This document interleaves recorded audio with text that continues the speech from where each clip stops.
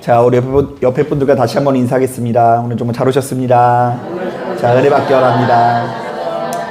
예, 감사합니다. 여러분, 이번 한 주도 참 고생 많으셨습니다. 이 각박한 세상에서 먹고 사느라고 직장 다니시라고 또 교회 섬기시라고 참 고생 많으셨는데요. 아무쪼록 이 자리에 참석한 저와 여러분들의 심령 가운데 주께서 허락하시는 평안과 기쁨이 함께 하시게 되시기를 주님의 이름으로 축복합니다. 교회를 다니는 우리들은 우리가 예수를 믿으니까 이전과 전혀 다른 삶을 살아야 된다라는 이야기를 굉장히 많이 하는데요. 자, 이른바 내 안에 성령님께서 거하시기 때문에 어떠한 방식으로든 우리는 변화될 수밖에 없다라는 것이죠. 자, 실제로 성경에는 바로 이런 취지의 말씀들이 참 자주 등장을 하는데요. 자, 먼저 고린도후서 5장 17절을 보면 이런 말씀이 담겨 있어요. 그런즉 누구든지 그리스도 안에 있으면 새로운 피조물이라. 이전 것은 지나갔으니 보라 새 것이 되었도다. 자, 이제 우리가 예수를 믿으니까 달라졌대요, 안 달라졌대요? 예, 전혀 새로운 것이 됐다라고 이야기합니다. 자, 그런가 하면 로마서 12장을 봐도 이런 말씀이 있습니다. 너희는 이 세상을 본받지 말고 오직 마음을 새롭게 함으로 변화를 받아 하나님의 선하시고 기뻐하시고 온전하신 뜻이 무엇인지 분별하도록 하라. 자, 그러니까 우리가 참되게 예배를 드렸더니 마음이 날마다 변화해져서 새로워지고 죄를 이기는 역사를 누리게 되었다라는 이야기입니다. 자, 바로 이런 차원에서 예수 믿는 우리들은 수시로 기도하면서 좌우지간 우리가 무엇인가 좀 달라지고 변화되기 위해서 노력해야 되는데요. 과연 우리의 무엇이 어떻게 변해야 예수 믿고 생명을 누린다라고 이야기하는 것일까요? 자, 오늘 우리가 읽은 이 본문에는 바로 이것에 대한 가르침이 한가득 담겨져 있는데요. 자, 결론부터 이야기하면 우리가 예수 믿기 때문에 변하긴 변화해야 되지만 반드시 변해야 되는 영역도 있고, 자, 그렇지 않은 영역도 있다라고 이야기합니다.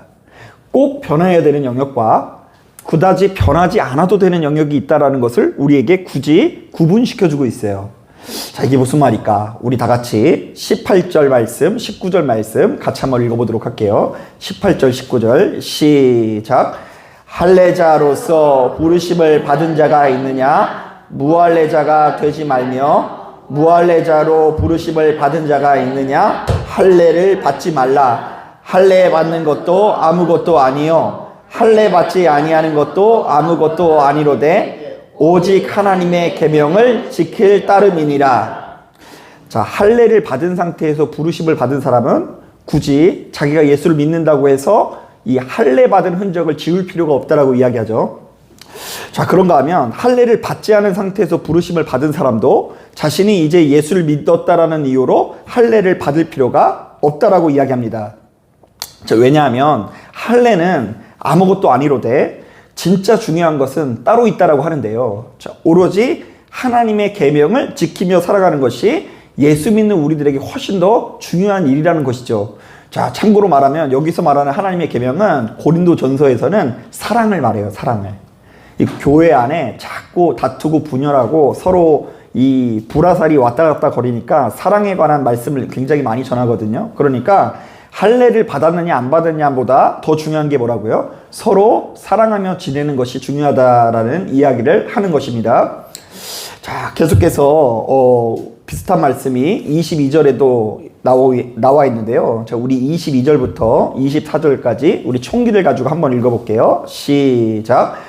주 안에서 부르심을 받은 자는 종이라도 주께 속한 자유인이요 또 그와 같이 자유인으로 있을 때에 부르심을 받은 자는 그리스도의 종이니라. 너희는 값으로 사신 것이니 사람들의 종이 되지 말라. 형제들아, 너희는 각각 부르심을 받은 그대로 하나님과 함께 거하라.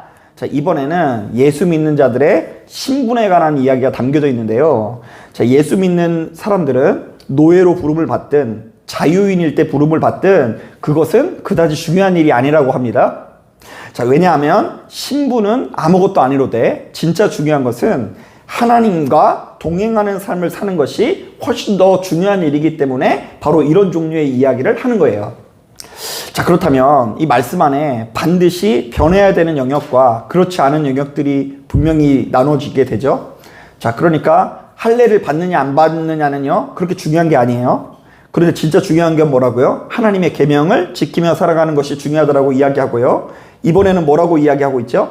신분이라는 것은 그렇게 중요한 것이 아니고 진짜 중요한 것은 하나님과 함께 거하면서 그분과 동행하는 삶을 살아가는 것이 훨씬 더 중요한 일이라고 이야기하고 있어요. 자, 바로 이런 차원에서 예수 믿는 우리들은 매사에 하나님 앞에 열심을 내되 자기 자신이 율법주의자가 되지 않기 위해서 노력해야 되는데요.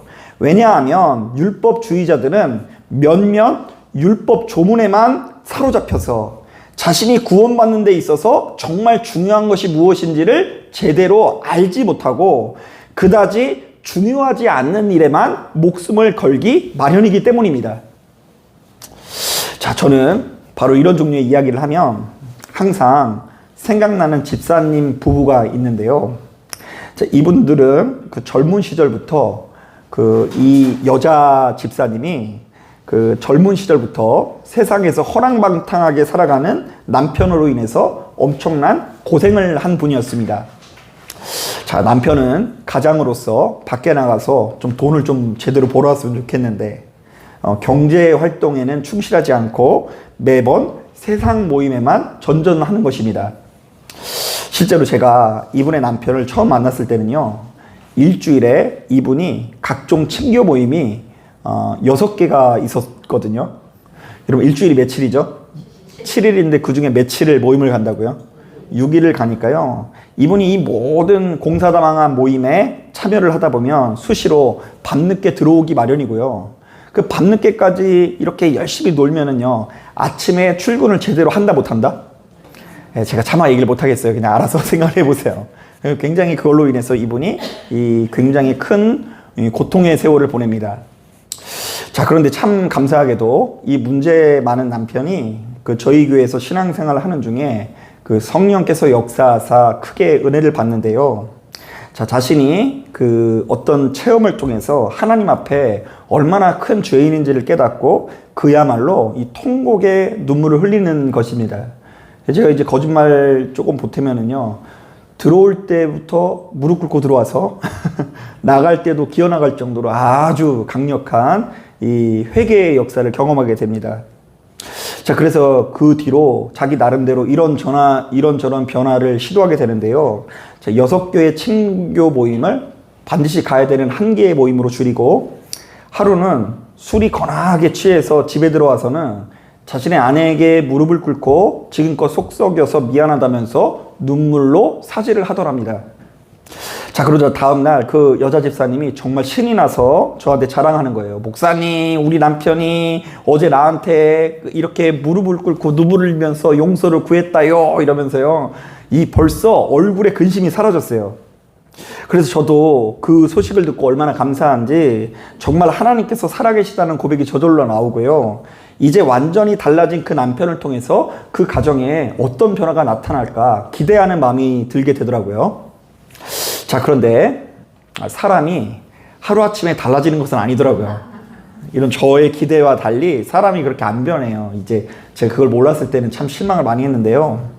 자, 저는 그분이 아내 앞에서 무릎을 꿇고 사죄하는 기적이 나타났다고 해서 그 뒤로 정말 성실하게 살을 줄 알았는데 또다시 세상 모임을 전전하게 되고요. 6개에서 0개로 줄였어야 되는데 몇 개로 줄였다고요? 그럼 1개가 2개 되고 2개가 3개 되고 3개가 4개 되고 또 그게 금방 또 늘어나기 마련인 거예요. 그리고 여전히 경제적인 의무를 다하지 않게 됩니다. 자, 그나마 그분의 삶에서 달라지는 것이 있다고 한다면 이전에는 취하면 홍도야 우지 말라를 불렀는데 이제는 벙어리가 되어도라는 찬양을 불렀다는 거예요. 이제 술 한잔 하고서 벙어리가 되어도 막 집에서 고래고래 소리를 지르면서 찬양을 하는 거예요. 또 집에 들어오면 처음이 어렵지 이제 습관적으로 자신의 아내 앞에서 무릎을 꿇고 이제 다시는 당신의 속을 썩히지 않겠다라고 약속을 하기도 하고요. 심지어 시키지도 않는 각서를 이만큼씩 써가지고 아내한테 갖다 바쳤다고 합니다. 자, 그렇기 때문에 바로 이 집사님께서 몹시도 율법적인 아내였다면 아마도 그 남편분이 뼈도 못 추렸을 것 같다는 생각이 듭니다. 안 달라지니까. 어디 술을 먹고 찬양 부르면서 찬양 부를 수 있냐고 하면서 이렇게 타박을 주일 수도 있고요. 어차피 내일이면 지키도 못할 약속 하지도 말라고 하면서 소금을 뿌릴 수도 있고요. 예수 믿는 우리들은 말만 잘하는 것이 아니라 행함도 중요하다고 하면서 설교라도 하면은요, 이전보다 더 큰 싸움이 일어날지도 몰랐을 것 같습니다. 자, 하지만 이 집사님께서 얼마나 착하고 선한 마음을 가졌는지 자신의 남편에게 나타난 이 정도의 변화에도 크게 감사하면서 이전보다 훨씬 더 기쁜 마음으로 예배당에 오더라고요. 자, 그래서 제가 이 가정을 보면서 깨달은 것이 참 많습니다. 이제 막 신앙생활을 시작한 이 가정은 율법적으로 볼 때는 아직 모든 면에서 부족할지 모르겠지만 그 나름대로 구원의 능력을 충분히 경험하고 있구나. 아니, 그분이 저처럼 신앙생활 하길 바라면 안 되잖아요. 그죠? 새벽 예배 한 분도 안 빠지고. 이 가정은 여러 가지 부족함에도 불구하고 그래도 예수의 이름으로 서로 사랑하고 용서하려고 하는 그 마음이 일어났구나. 그럼에도 불구하고 이 예수의 이름으로 이 가정 안에 이전보다 훨씬 더 높은 수준의 평화가 나타나는 것을 보고 이 초반에는 실망했던 마음에서 기쁨의 마음으로 이 변화되는 경험을 한 적이 있어요.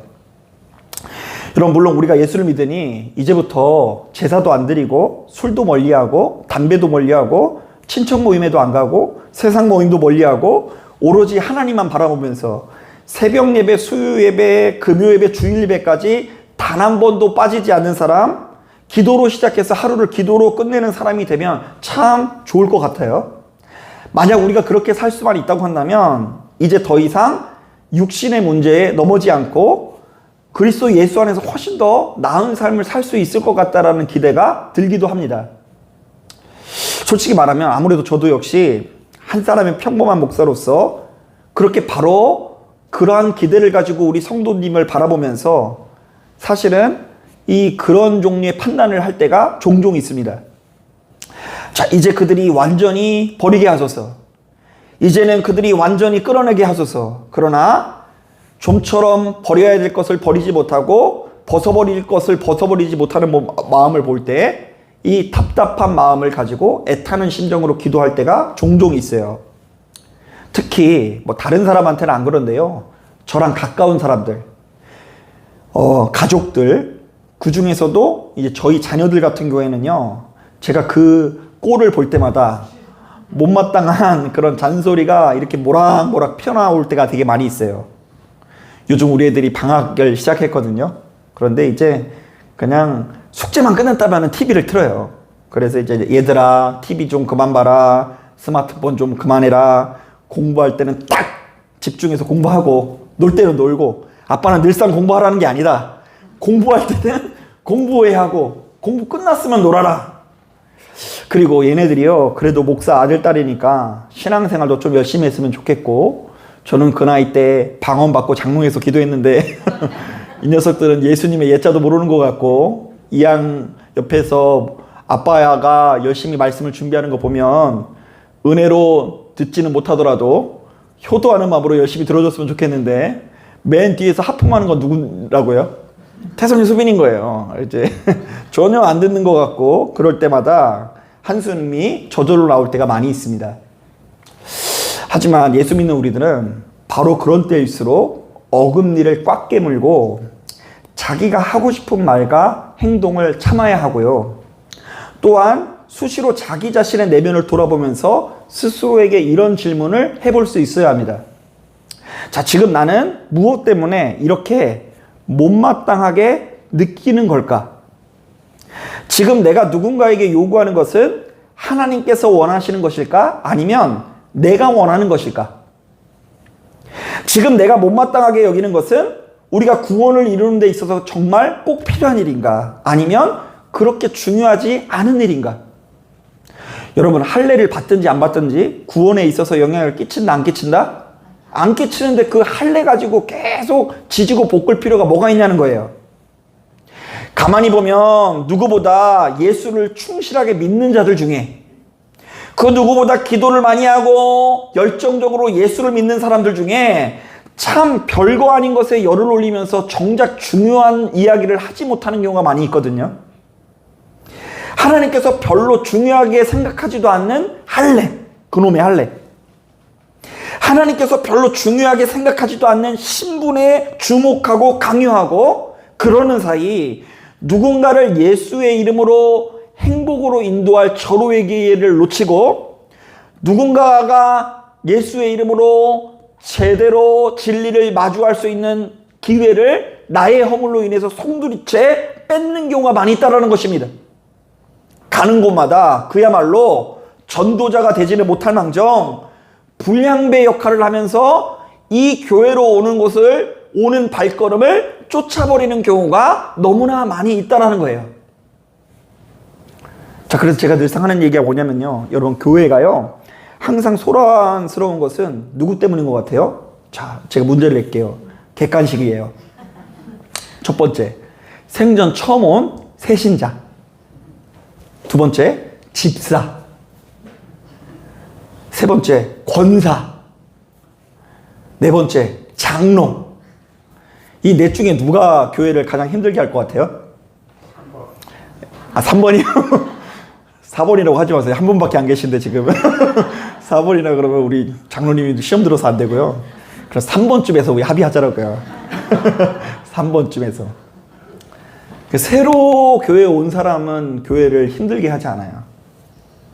그런데 이제 직분 받는 거 참 두려운 일이에요. 성도일 때는 교회에 무리를 안 일으키는데요. 집사 좀 딱 되면은 이제 내가 이제 좀 뭘 좀 아는 것 같고요. 이제 권사님쯤 되면은 그냥 어깨에 힘이 들어가고 교회에서 하는 일이 뭐 맡게 되면은요. 그냥 자기가 마치 하나의 율법 선생이 돼서 이 사람한테 감나라 콩나라 배나라 하는 경우 되게 많이 있습니다. 면박 주고 자기도 별로 잘하지 못하면서 주변 사람들의 이 실망과 실족의 길로 인도하는 분들이 참 많이 있어요. 그래서 이제 7거지약이라고 했어요. 그 바리새인들을 향한 예수님의 7가지 비판 내용이 이제 성경에 담겨 있는데 그거 보면은 우리에게 참 도움이 될 것 같기도 합니다. 자, 그런데 여러분 이렇게 생각해 보세요. 만약 누군가가 찾아와서 별로 중요하지 않은 일로 여러분 자녀에게 면박 주고 업신여기고 그야말로 쫓아다니면서 달달 볶는 모습을 여러분들이 그것을 보게 되면 여러분들의 심정이 어떨 것 같아요? 여러분 자녀 다 금쪽 같잖아요. 그죠? 저도 아까 그렇게 이 녀석 볼 때마다 잔소리 나온다고는 해도요. 금쪽같이 여겨요. 제 자녀니까.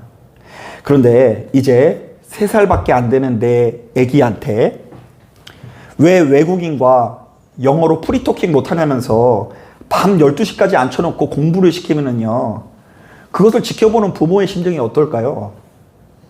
또 누군가를 우리 자녀를 나한테는 너무 귀하고 이쁜 자녀인데 세상 열등한 애로 여기면서 그야말로 쓰레기 취급한다면 우리의 마음이 얼마나 뒤집어질까요? 자, 저는 복음의 본질을 바라보지 못하고 별거 아닌 것에 매여 있는 자들, 특히 율법주의자들은 바로 이와 같은 실수를 저지를 수 있다고 봅니다. 아니, 저지를 수밖에 없다고 봐요. 그래서 하나님께서는요, 아마도 그런 율법에 매여 있음으로 말미암아 이 사람 저 사람에게 시비 걸고 다니는 율법주의자들에게 독사의 자식들이라고 말씀하신 것 같아요. 이 바리새인이나 서기관들아, 니들도 잘 못하면서 왜 주변 사람들에게 특히 내가 너무 가슴 아파하는 그 누군가를 네가 멸시하느냐. 이 자녀가 셋이 있으면요, 좀 문제가 많은 부모님들은 잘 나가는 자녀들만 이뻐한다면서요. 그죠? 출세하고 좋은 대학 가고 자랑스러운 자녀만 이뻐하는데요. 그런데 진짜 대부분의 부모님들은요, 잘 나가는 자녀보다 어떤 자녀가 아픈 손가락이에요? 못 나가는 자녀를 볼 때마다 속상한 마음이 있어요. 잘 나간다? 그러면 자랑스럽게 해도 그래, 너 그냥 살아라. 이러고 되면 되는데요. 그냥 막내가 그냥 막 여러모로 속색이고 아프게 살고 힘들게 살아가면 그것과 이제 동화돼가지고 이제 부모의 마음도 좋지 않은데 그 못 나가는 자녀를 업신여기는 누군가를 볼 때 얼마나 가슴 아프겠어요. 그래서 이렇게 말씀하실 거예요. 야, 이 녀석아, 네가 기도 좀 한다고 해서 내가 아끼고 사랑하는 내 아들, 딸을 업신여기지 말라. 사실은 너나 쟤네들이나 큰 차이가 없으니 선생 노릇 그만하고 하나님과 함께 거하라. 하나님께서 우리에게 전해주시는 계명, 사랑과 용서를 베푸는 자가 되라. 이게 우리가 믿고 의지하는 하나님의 마음이에요. 그러니까 여러분 자꾸 오해하시면 안 되는 게, 율법 조문만 바라보지 마시고요, 그 율법 조문을 만드신 하나님의 마음을 헤아릴 수 있어야 돼요. 그래서 제가 어려울 것 같은 말씀들을 다 좀 풀어서 말씀을 전했잖아요. 여러분, 누군가 그 안식일을 안 지키는 사람이 있으면 되게 화가 나지 않나요?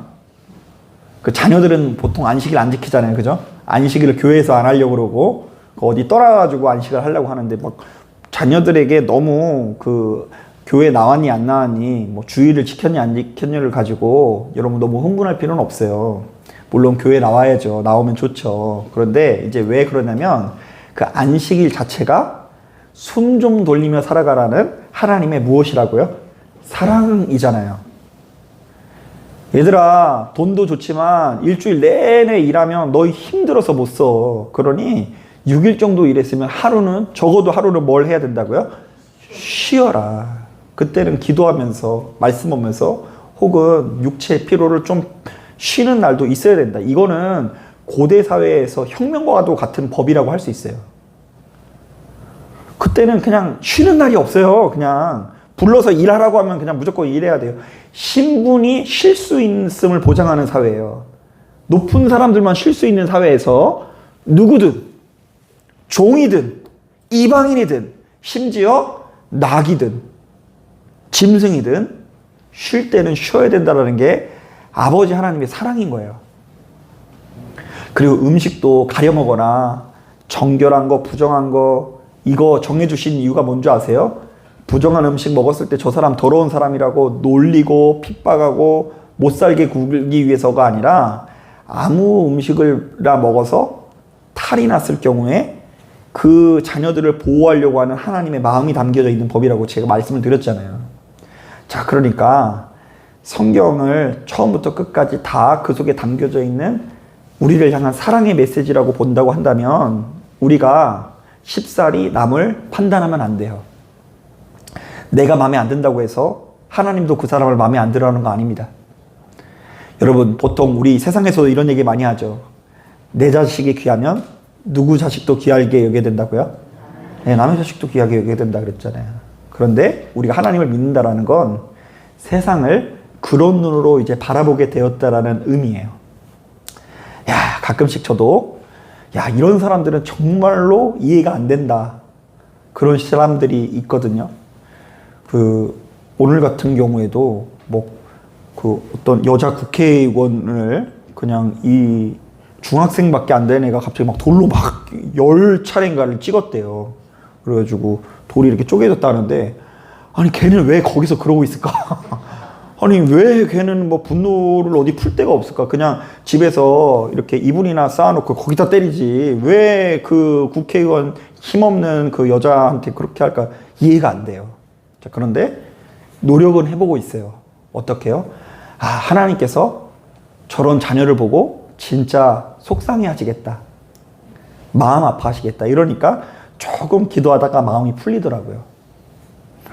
여러분, 자꾸 마음에 안 들고 못나고 부족해 보이는 사람을 할례를 안 했다, 신분이 어떻다, 종이니 뭐 자유인이니 이런 거 따지지 마시고 자꾸 하나님의 마음으로 바라봐 주기 위해서 노력을 하는 것이 성경의 진리고요. 특히 고린도 전서 같은 경우에는 이 교회가 워낙에 악한 도시에 지어진 교회예요. 이제 아프로디테 신전이라고 해가지고요, 미의 여신이 이렇게 미의 여신 아프로디테를 섬기는 신전이 있었는데요. 거기 안에 우리말로 하면은 창기고 걔네들 말로 하면은 여자 사제들이 굉장히 많았는데, 그 여자 사제와 관계를 맺을 때 자기들이 거룩한다게 보고, 이 고린도 지역 안에서 그야말로 남녀 사이에 그 환락의 어떤 문화가 있었고요. 그리고 시장에서 파는 물건들은 다 죄다 우상에게 제사를 드렸을 때 나오는 물건들이었어요. 그러니까 이제 이 도시가 굉장히 악한 도시잖아요. 그래서일까요? 이곳에서 좌우지간 교회만 갔다 하면 사람들이 성령 충만을 세게 받아요. 교회 안에서 병고침도 쉽게 일어나고요. 막 방언에, 여기서 방언은 외국어 방언이에요. 갑자기 일본 안 가본 사람이 일본어로 방언하고 아랍어로 방언하고 이러니까 얼마나 놀랍습니까? 그런데 거기서 그치는 게 아니라 여기는 외국어로 방언하는데 여기서 통변을 해. 그런 역사가 있으면 우리가 예수를 잘 믿을 것 같죠? 근데 의외로 안 그래요. 지들끼리 또 싸우네. 방언이 여기가 더 뛰어나다 그러고 통변이 있어야지 막 이러면서 서로 막 싸우는 거예요. 자, 그래서 그렇게 지지고 볶고 싸우는 이 교회를 향해서 이 사도 바울이 가슴을 찢는 심정을 가지고 뭐라고 얘기하냐면 너희들이 천사의 말을 할지라도 사랑이 없으면 소리나는 꽹과리와 같다라고 우리에게 이야기를 해요. 그게 이제 고린도전서 13장의 내용이잖아요. 그래서 고린도전서 13장을 이야기하기 이전에 바로 이러한 말씀을 통해서 이 성경의 내용을 전개해 나가고 있는 거예요. 사랑하는 아들 딸아, 쓸데없는 것에 열을 올리지 마라. 할례자니 무할례자니 중요한 거 아니다. 진짜 예수 믿는 우리들에게 무엇이 중요한지 돌아보라. 너희가 예수를 믿노라고 하면서 참 별거 아닌 것으로 타인을 업신여기면 진짜 지켜야 되는 하나님의 계명인 사랑 없는 삶을 살아가는 것과 같다. 자, 그러니까 내 마음에 안 들고 못 나가는 사람들일수록 어떤 마음으로 돼야 된다고요? 하나님의 사랑의 마음으로 바라볼 수 있는 것이 구원의 시작이고 참된 복음의 진수이라는 것을 기억하길 바랍니다. 자, 우리 한번 따라해 보겠습니다. 내 마음에 안 드는 사람일수록 나의 마음이 아니라 하나님의 마음으로 바라봐야 한다. 예, 오늘 이 말씀을 듣고 만약에 일평생 여러분들이 바로 이러한 삶을 이루어 간다고 한다면 진짜 여러분들의 삶이 천국으로 변해 있을 거예요. 야, 그냥 여러분 가는 데마다 이곳저곳에서 불화살 쏘는 사람들이 되게 많아요. 그거 아세요? 그래서 저도 이제 좀 무서운 게 뭐냐면 아까 그분은 모임이 6개 있다 그랬잖아요. 근데 그 성격이 진짜 좋은 거예요. 저 같은 경우는 이모임 가서도 불화살 맞고 저쪽 가서도 불화살 맞고 이래가지고 막 민감해가지고 집에 가서 내가 그때 왜 이걸 못 받아쳤지 막 이러면서 막 시험에 들 확률이 높거든요. 그래서 이제 그런 모임에 가고 싶어도 못 가요. 민감해가지고. 나쁘게 말하면 속이 좁아서. 그런데 이제 그러한 마음으로 살아가던 내가 이제 하나님의 마음을 가지고 살아가다고 한다면 그래도 그 지경이 더 넓어지는 거 아니겠어요? 사랑하는 여러분, 천국이 멀리 있지 않습니다. 우리가 내 소견에 옳은 대로 살아가면 그곳이 지옥이고요. 그러한 나의 소견을 꺾고 하나님의 말씀에 순종해서 그것을 의지하면 그곳이 천국이 된다는 걸 깨닫고 시간이 지나면 지날수록 구원의 본질을 누리고 진수를 이름으로 말미암아 경건의 모양이 아니라 경건의 능력을 누리실 수 있는 저와 여러분 되기를 주님의 이름으로 축복합니다. 자, 기도하겠습니다.